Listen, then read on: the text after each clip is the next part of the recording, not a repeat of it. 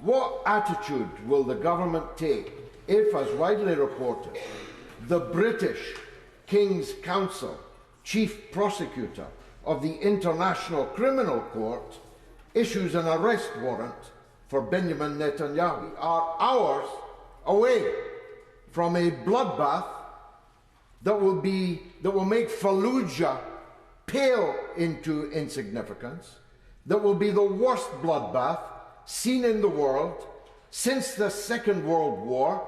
1.6 million people, most of them women and children, are 72 hours away from a full-scale invasion. Mr. Speaker, Iran's support for prescribed groups operating in Gaza, such as Hamas and Palestinian Islamic Jihad, compromises our efforts towards a sustainable ceasefire in Gaza. Thank you, Mr. Speaker. Iran continues to operate well in violation of the JCPOA. Its nuclear programme is way beyond anything needed for purely peaceful processes. But it doesn't end there. It is also threatening journalists on UK streets, and its proxies in Hamas and Hezbollah and the Houthis continue to inflict tragedy on the region. Could I ask my right honourable friend for his assessment of the JCPOA and whether it's still fit for purpose? Well, my honourable friend makes a very good point. Alongside international partners, we are prepared to use all options available to tackle the difficulties which he described, including triggering the UN snapback and ending the JCPOA if necessary. Dr. Philippa Whitford. Thank you very much, Mr. Speaker. As probably the only member who's actually lived and worked in Gaza, I have to say I've been heartbroken over the last 6 months at what I'm hearing from friends and colleagues who are there about the almost total destruction of the healthcare system and the impact of widespread starvation on their patients. Basically, with the UK having defunded UNRWA, still supplying arms to Israel and often defending Netanyahu's policies, is the Minister not anxious that the UK government is undermining international law itself? No, Mr. Speaker, and she will have seen how, in respect of 2720 and 2728, Britain's diplomacy worked to move people into a common position. We are very clear about the importance of getting aid into Gaza and getting the hostages out, and all of British policy is bent without fear and favour to achieving that. George Galloway. Number 11, sir.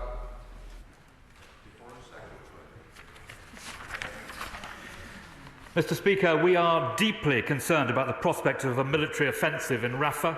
We need an immediate humanitarian pause to get aid in and hostages out, then progress towards a permanent, sustainable ceasefire. The Foreign Secretary is fortunate to have such an able deputy, which makes it all the more difficult to understand the inherent complacency in that answer. We are hours away from a bloodbath that will make Fallujah pale into insignificance, that will be the worst bloodbath seen in the world since the Second World War. 1.6 million people, most of them women and children, are 72 hours away from a full-scale invasion. The Minister keeps saying we're going to press Israel. What are you going to do about it if it happens?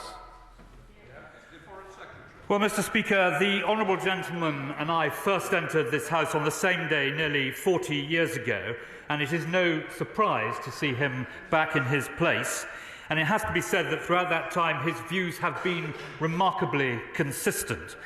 Given the number of civilians sheltering in Rafah, it's not easy to see how such an offensive could be compliant with international humanitarian law in the current circumstances. And on his overall point, I hope he will recognise that the British government is doing everything he can to prevent the circumstances which he described.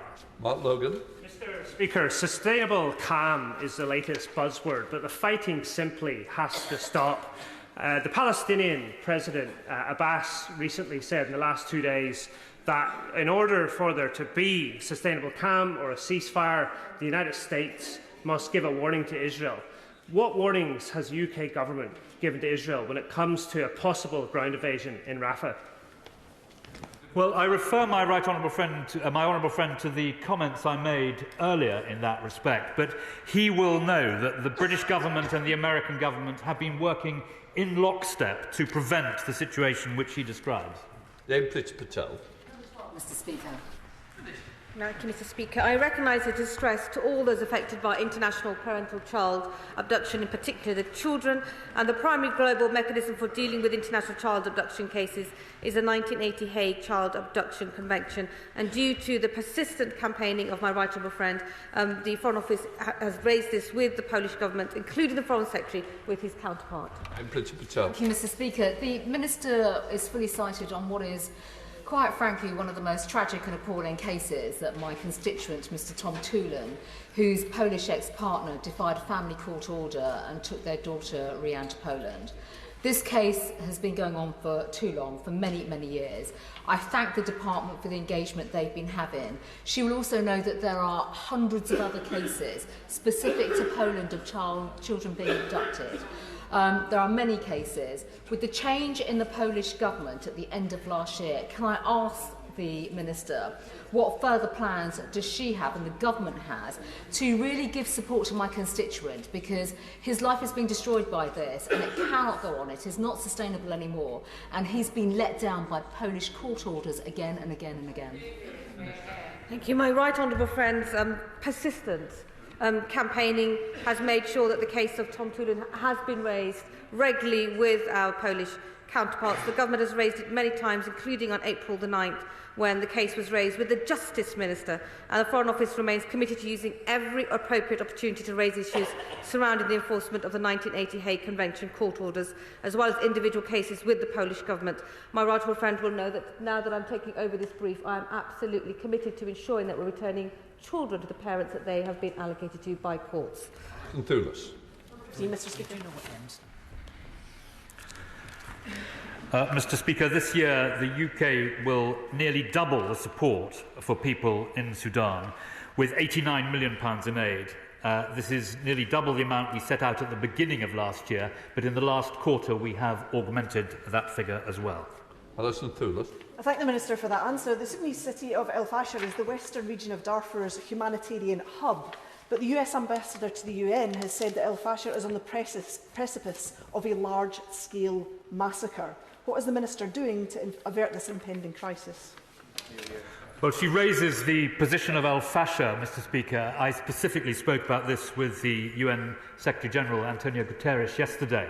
And she is absolutely right, and we are doing everything we can. As she will know, Darfur is a particular focus of the British government, and indeed of Parliament through the all-party group.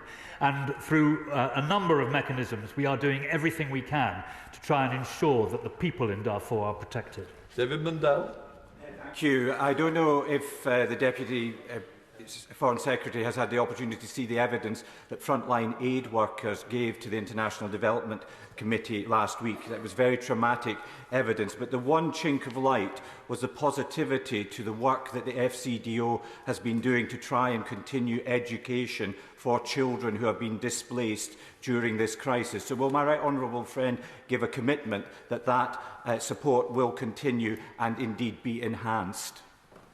I'm very grateful to my right honourable friend for what he has said.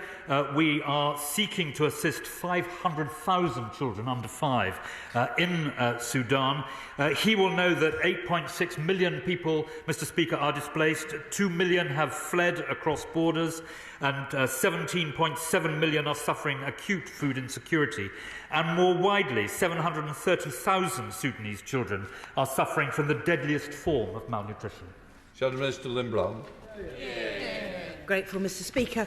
As we know, and as has been said, right now an offensive is underway to capture El Fasher, the last remaining city in Darfur outside RSF control. The risk of massacres and rapes targeted at non-Arab communities is imminent, and I fear that it will be simply appalling in scale.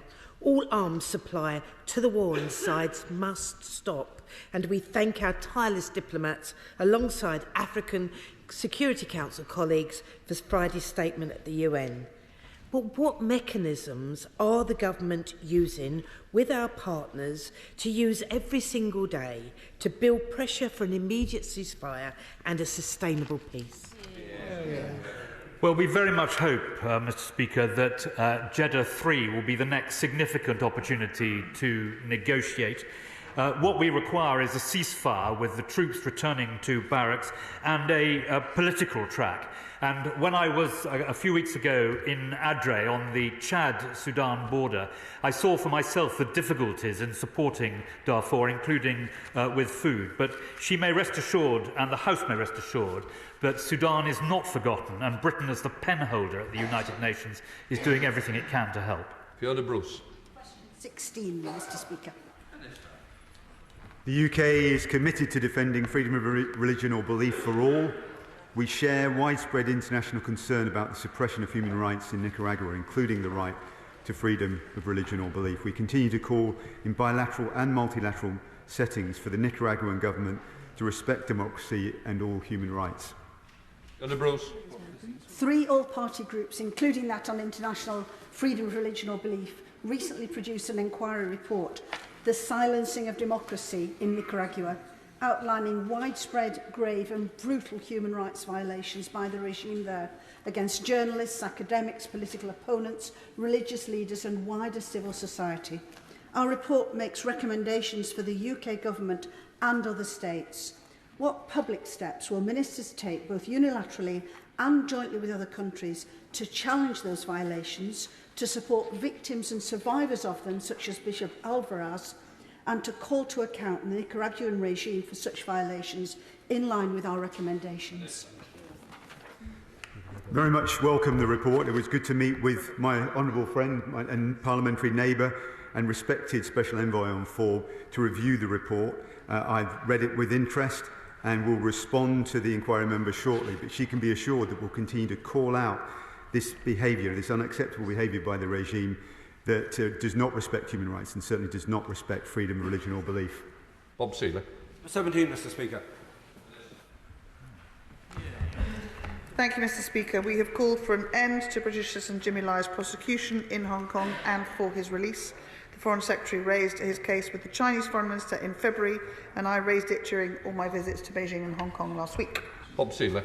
Would ministers agree that this dreadful case shows the true nature of the Chinese communist regime, and can we be doing more to really get a stout defence of UK citizens throughout the world, including Vladimir Kara-Murza in Russia and Jimmy Lai in Hong Kong, who are British citizens who are part of political show trials from authoritarian or fascist states? Thank you. Mr. Speaker, Mr. Lai has faced multiple charges to silence and discredit him, and he has been targeted in a clear attempt to stop the peaceful exercise of his rights to freedom of expression and association. My honourable friend raises an important question around those who are dual nationals and the challenges that our consular teams have where countries do not recognise that British nationality. We will continue to champion, and we have consular teams at Jimmy Lai's trial almost every day, and will continue to provide the support we can and to his family. Christopher Brown. Thank you, Mr. Speaker. Has the Minister, who I know takes an interest in this particular issue very closely, had an opportunity, or any of the other Foreign Office ministers, to raise this directly with the Chinese ambassador? Mr. Speaker, I have raised this issue with the ambassador, and I was able to raise this issue last week when I was in Beijing with my Foreign Minister counterpart. Minister Catherine West.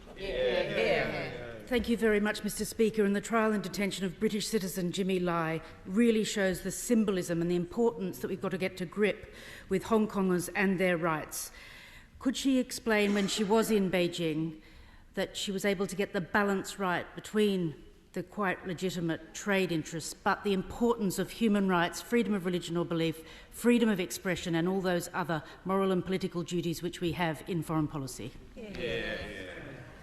Mr. Speaker, I was able to meet with many different groups, from businesses to civil society to religious voices and indeed political interlocutors last week when in Beijing and also in Hong Kong, and I raised very firmly all those areas around these issues of freedom of expression and those without fear or favour.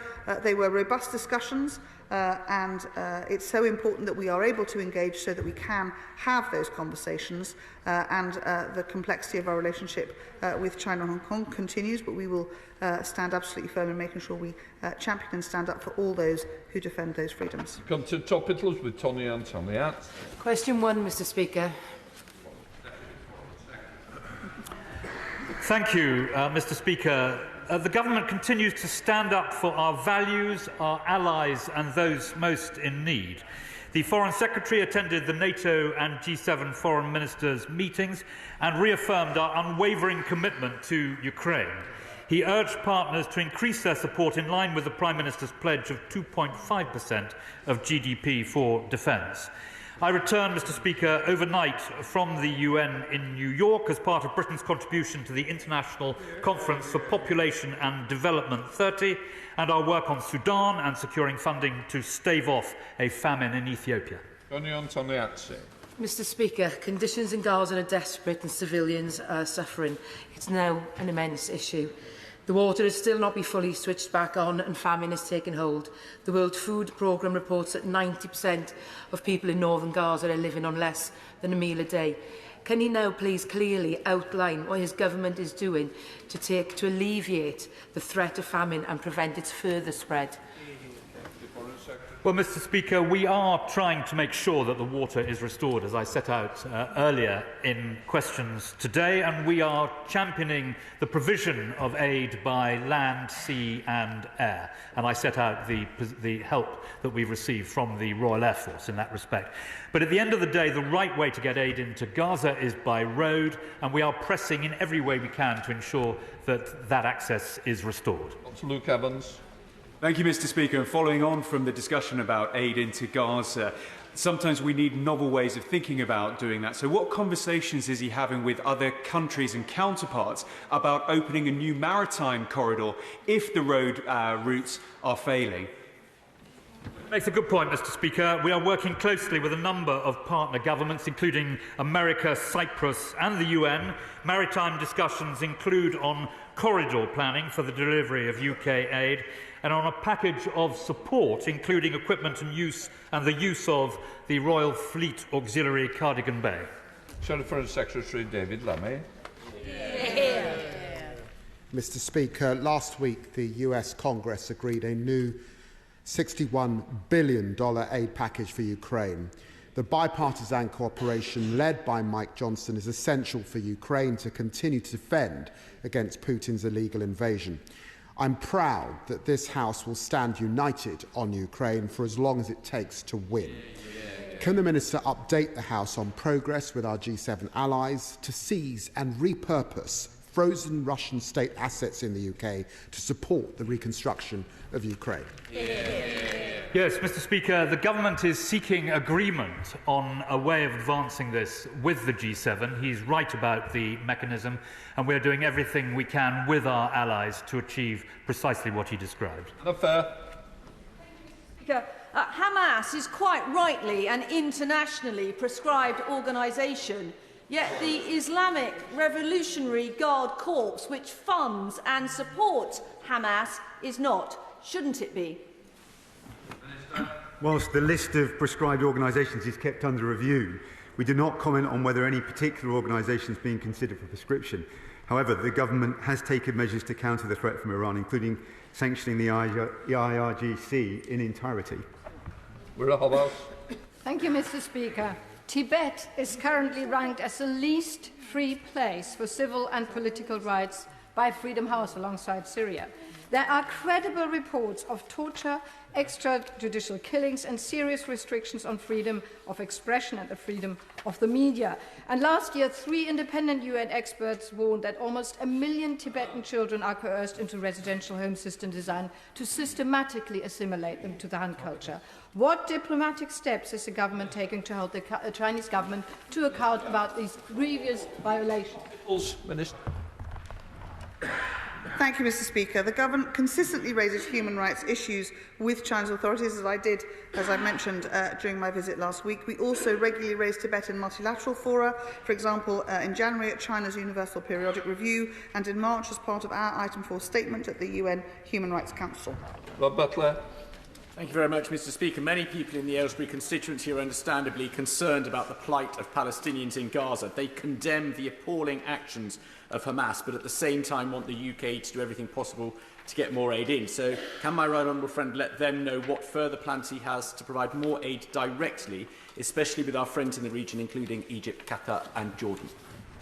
Well, I'm very grateful to my honourable friend for his thoughts and ideas for which he came and spoke to me about last week, and he was conveying the views of the mosques in Aylesbury.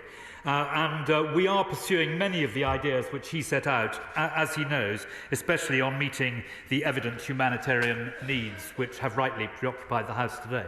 Dr. Ruperhart.